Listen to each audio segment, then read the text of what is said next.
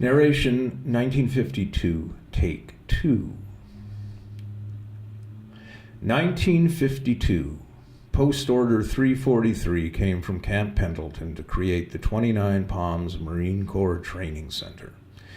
The idea was to find a place empty enough to test large-scale live-fire weapons and conduct combined armed exercises, or CAXs. 70 jarheads were the first guys out there. Then in 1976, under Brigadier General Ernest R. Reed, Jr., work began for an expeditionary airfield. At some point later, the name changed to Marine Corps Air Ground Combat Training Center. There was a man named Hicks, came to live in Yucca Valley around 1958. Hicks came from Indiana. He'd hated working in the cement factory with his brothers and father. He had fought in Korea, but as a sailor. He hated the Navy, anchor clankers, he always called them. Hicks married a plain woman named Jean. They had 2 sons, Alden and Timothy. Jean died. Hicks lost track of his sons. In the 60s, he hung around Joshua Tree, smoking hash and shooting at snakes. He worked for the base, like most folks up in the high desert. He started a tool and die shop. He worked on tank armor, but mostly on bazookas. He drove to the base and entered on the Landers side. Landers was in the wind corridor out there and near the big landfill. Landers isn't a city. It's part of the Mojave Desert Homestead Valley, northeast of Flamingo Heights. Landers came to be known for the 1992 earthquake centered there. Hicks was in his 80s by then. He worked for the base for 6 years and drove into the base every other day through Landers. He had known George Van Tassel, the UFO expert, who had built his integration near Giant Rock outside Landers. Van Tassel was a former airplane mechanic and flight inspector who came to believe visitors from Venus had contacted him telepathically and taught him the secret of cell rejuvenation. Hicks liked Van Tassel and was a regular visitor at the UFO enthusiast gatherings that were held at the integration. This was in the 60s and 70s. All white men, all good with their hands, some ex-military, some with criminal histories, but most just bored white guys with plain wives and often drinking problems.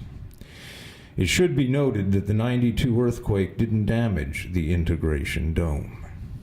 Hicks died in 1995. In his final years, he would sit on his porch in the small cabin he had in Yucca Valley and stare out toward the white sands of the 29 Palms Marine Base.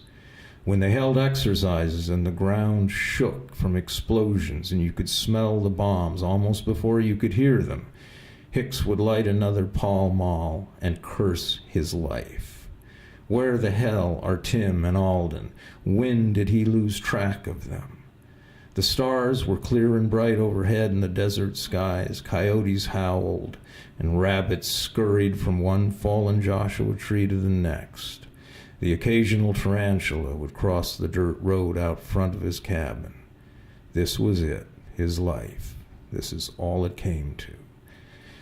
During his middle years, Hicks often thought it was amounting to something. UFOs, the tool and die shop, even his wife Jean.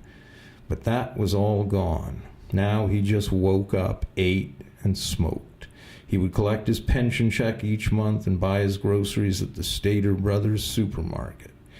He didn't like how many Negroes had come to the desert in recent years, but he kept those thoughts to himself. This was about all he thought beyond what to microwave for dinner. In 2000, after Hicks was dead several years, the 29 Palms base was renamed yet again the Marine Ground Task Force Training Command. It was going to be used to train the Marines for mountain fighting in Afghanistan with live fire exercises, artillery, tank, and close air support training. Hicks' eldest son, Alden, who would move back to the desert after his father's death, which he hadn't even known about, now worked in construction. He worked on crews building the sprawling Combat Town, a 2-acre genuine replica of a Middle East village, complete with a mosque, native role players, and an IED alley. Alden was dark like Gene, and he got hired to play one of the Mujahideen in Combat Town. He thought it pretty fun. Alden and several off-duty Marines rented a cabin in 29 Palms, where they began cooking meth. Dressing up like a, as Alden put it, towelhead, while ripped on crystal was about as fun as life got. Alden left after a while, though. A Marine named Norman said the ghost of his father had started to haunt Alden. He couldn't be more specific. Alden moved nearby to Cabazon, an unincorporated city of a few thousand. It's only one of 2 cities in California to have once been incorporated, but voted to unincorporate. Vernon is the other. It's 70% white and poor. Until the Native American mission tribes built the Cabazon Casino, the major attraction of Cabazon had been Dinny the dinosaur. Dinny was built by a former Knott's Berry Farm employee, Claude Bell, over an 11-year span out of debris and scrap material salvaged from the construction of Interstate 10.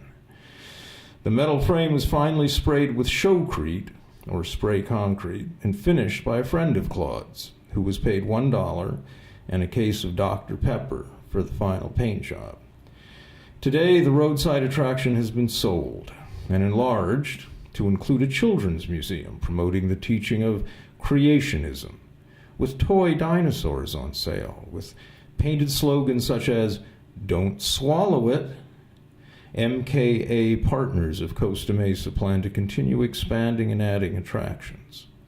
Alden married a girl named Consuelo. She is a charismatic Christian, but doesn't mind that Alden is a non-believer. Alden's household is one of the 39% of those in Cabazon that live below the official U.S. Census designation for poverty.